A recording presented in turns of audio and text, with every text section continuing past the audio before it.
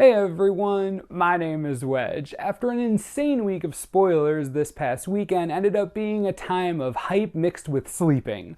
Of course, today brought us a whole slew of new cards, some of which are absolutely ridiculous. Also, uncommon dragon cycle, so yeah, it's just holy butts, guys, just butts! And dragons, you get it, let's do this.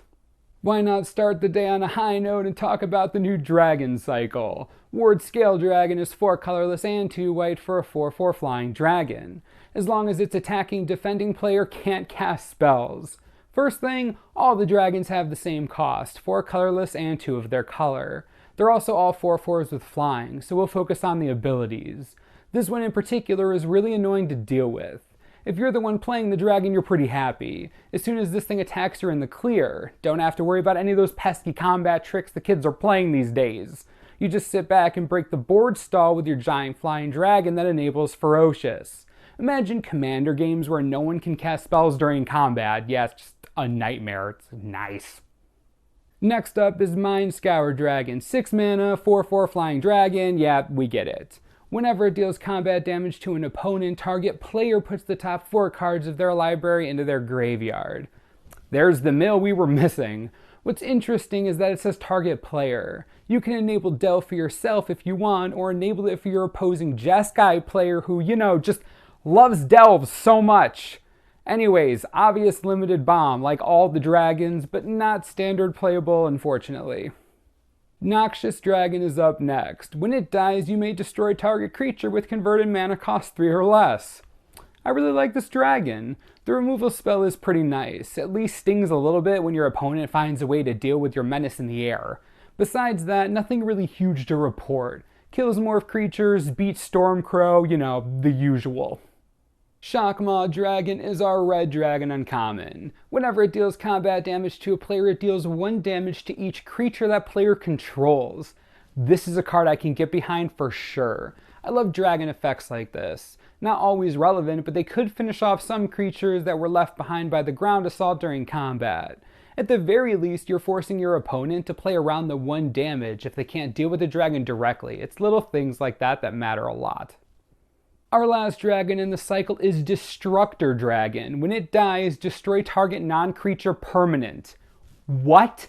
Any non-creature permanent? Okay, well, this is just way better than any of the other dragons. Not only is this relevant in limited, but it can kill planeswalkers, enchantments, important lands, basically anything in Commander.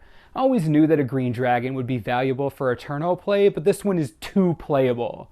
You can expect foils of this to be way too much money for it just being an uncommon. It's a great dragon, seriously, dang.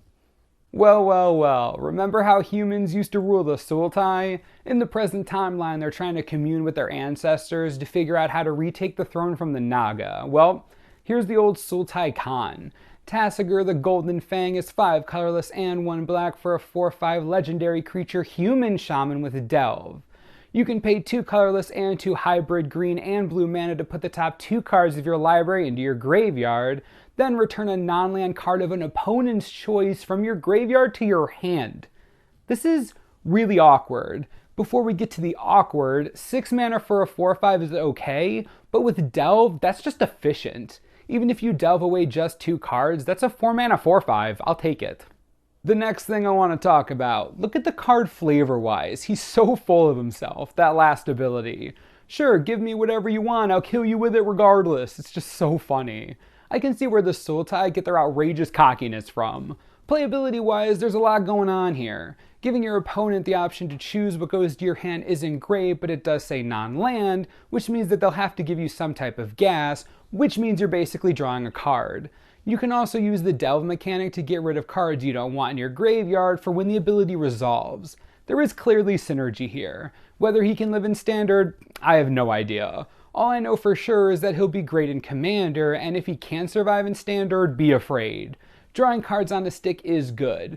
Putting that ability on a 4/5 that could get into play for 1 to 4 mana easily, even better. Arcbond is 2 colorless and 1 red for an instant. Choose target creature. Whenever that creature is dealt damage this turn, it deals that much damage to each other creature and each player.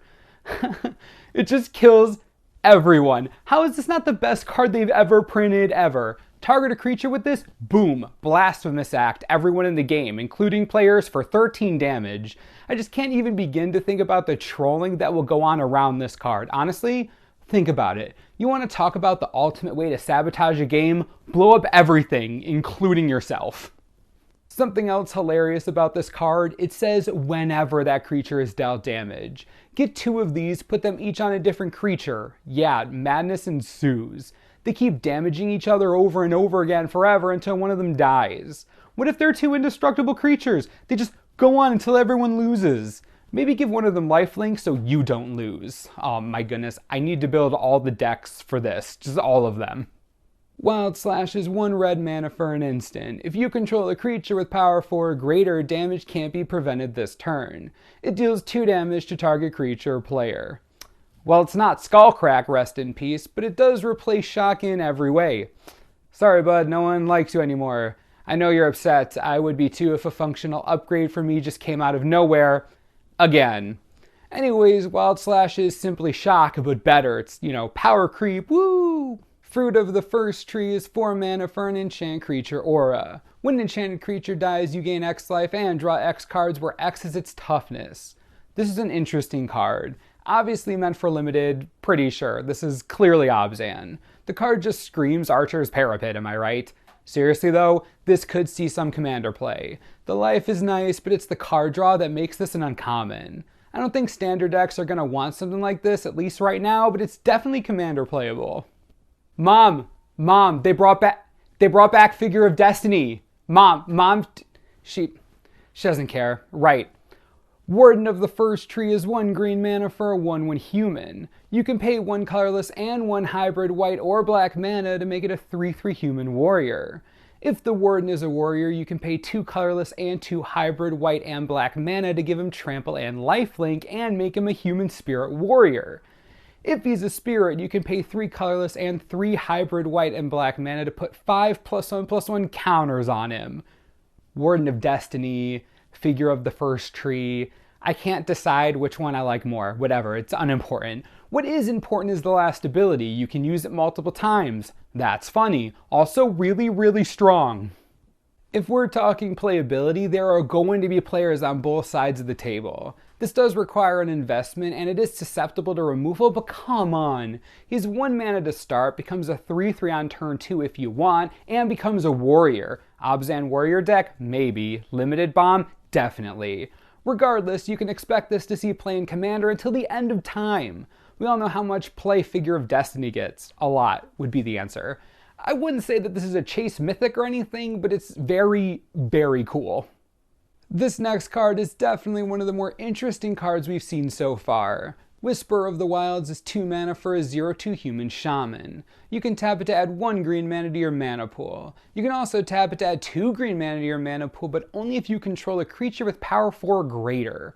The first card I thought of when I saw this, Thin-Torn Elder. Yeah, it's bringing me back. Anyways, this card is super, super weird. A 0/2 for 2. Can't block morph creatures, can't kill anything, but it can create a bunch of mana. Ferocious isn't going to be that difficult to trigger in limited, so you can expect this to add double green a decent amount of the time. Even without that, it isn't terrible. If you've drafted Khans a lot, you probably noticed that players are desperate for consistency in their mana. Having another mana dork isn't something anyone's going to complain about, especially when that can get supercharged with such an easy trigger. Now, I don't think that this can replace Radiclaw Mystic or Sylvan Caryatid or anything like that, but it isn't nearly as bad as some might think. It's really a reflection on the format, and that seems to be where most people are landing when it comes to this card.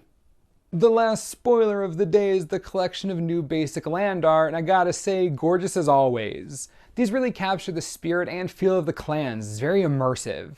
I can't get over how amazingly talented these artists are. These are only basic lands too. The hype is real on all fronts. I hope you all appreciate basic lands as much as I do. It's beautiful stuff.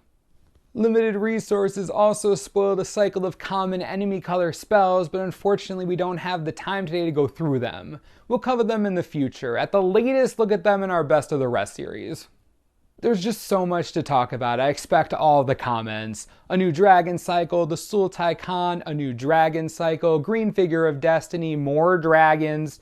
There were spoilers, cards happened. Tell me how you feel about them. The set's getting more insane by the day, honestly. Fate Reforged is just blowing my mind. As always, subscribe below for the latest and most reliable Fate Reforged spoiler information you could ever need. This is the Manosaurus, I'm Wedge. Thanks for watching, we'll see you next time.